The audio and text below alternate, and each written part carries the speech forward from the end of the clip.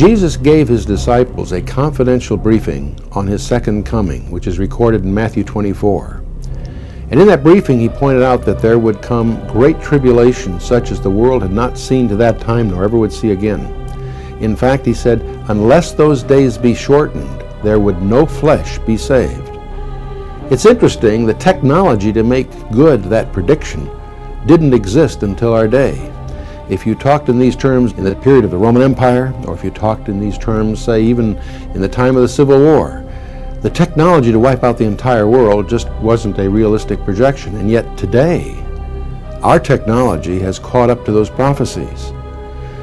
Every political leader on the planet Earth makes his decisions under the cloud of the possibility of triggering a global nuclear war that could indeed destroy all flesh on the planet Earth.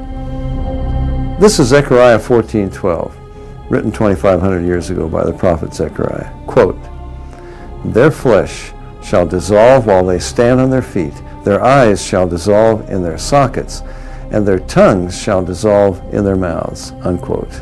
I mean, what is he talking about? You couldn't have imagined it 2,500 years ago, 2,000 years ago, 1,000 years ago, 100 years ago.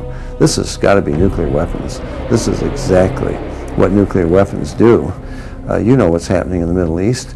Arafat makes no bones about it. This is not peace. This is another way of waging war. Get some territory inside Israel to destroy them, affect the ultimate conclusion, Hitler's final solution, wipe them out.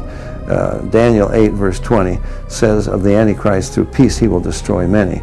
And finally, he will lead the armies of the world against Israel, and Israel is not going to go down in flames without using their ultimate weapon. They have nuclear weapons, we all know that, and they're going to use them. A nuclear exchange will begin in the Middle East. This is exactly what Zechariah 14:12 is talking about. I don't think you can doubt it. When I had an inside briefing at NATO headquarters in Brussels, our ambassador to NATO and our Assistant Secretary of Defense for NATO admitted they believe a nuclear event in the Middle East is a certainty. It's just a matter of time.